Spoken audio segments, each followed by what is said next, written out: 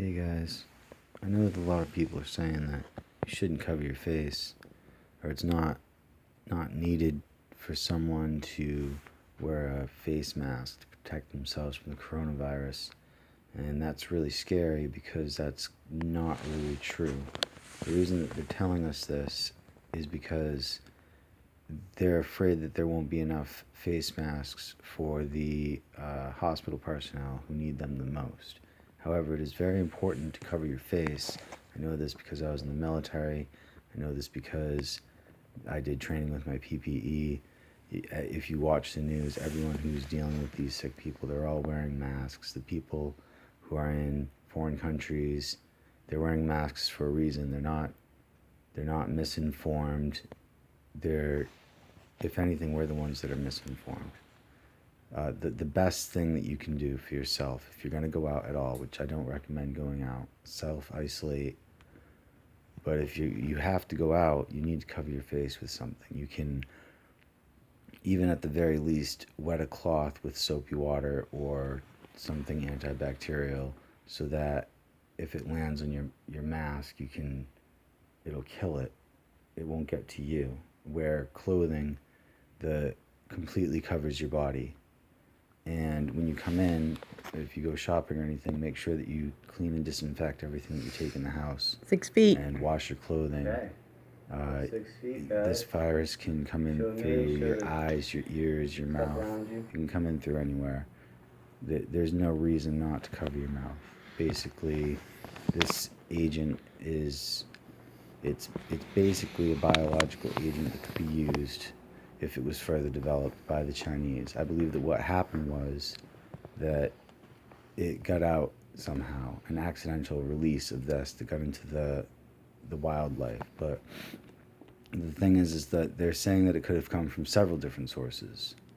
Several different kinds of animals can be carriers for this. So are we doing enough to make sure that, cats and dogs or local mice, local bats are not also susceptible to this, because that could make it much more complicated than it is right now, and it would mean that you should wear your mask at all times. Also, if this is just part of a bigger scheme by some country, not necessarily China, but any country who wanted to steal something from China or deface China, put the blame on China while destroying everything, terrorist or whatever, we know nothing, then it could be, depending on the sophistication of the country we're talking about, it could be an aerosol. It could be something that you'd never know if you're going to get hit. You could be completely by yourself and they crop dust you and you got it. You wouldn't know for 2 weeks. And on the topic of not knowing for 2 weeks, anyone who's taken calculus or any college level courses like statistics and things, you know that exponential growth is extremely scary, and they have a way to measure exponential growth. And if you find out the half-life, then it's going to double every period of that length. It's going to double, and you find out the period of that length, and also figure out if it's going to double, if it's going to do other things. So there's definitely some things that need to be on over there, which I will try to cover a little bit later on. So as you can see right here, all I'm doing is I wet down the mask with soapy water, put a little piece of some sort of tissue paper where the air can get in on either side. And you can pull your hat down over your ears or your earplugs when you go out. Try to cover your whole body. I know that in this picture I'm just in my house, but long sleeves are recommended.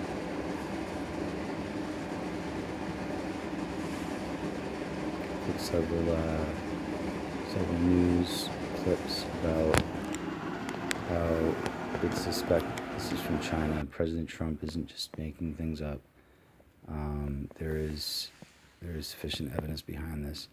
I've spent most of the last 2 days just studying everything I could and finding everything I could online.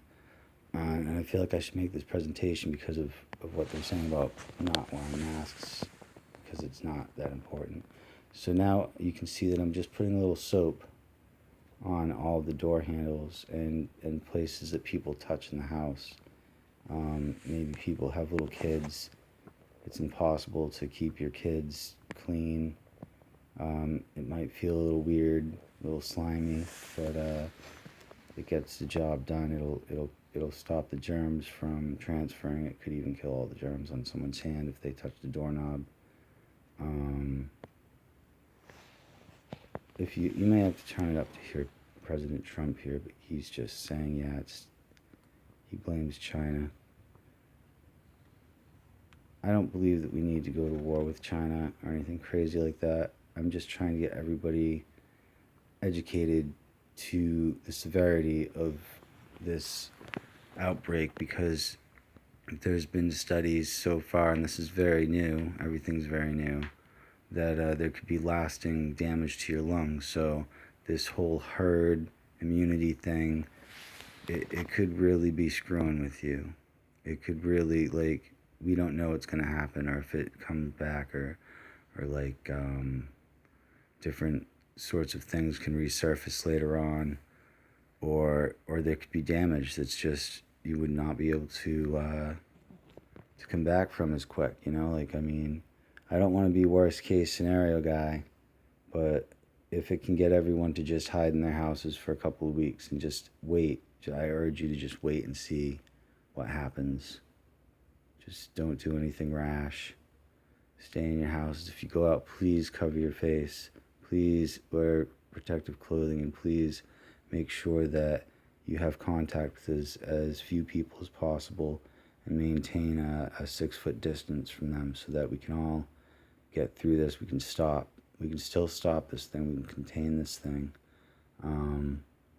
before containment is too late. I guess the scariest part about this thing is that it's 50 times more infectious than the flu. So if the flu can get everyone in your house, this thing can get everyone on your block sick. So just be careful out there, guys. Good luck. God bless.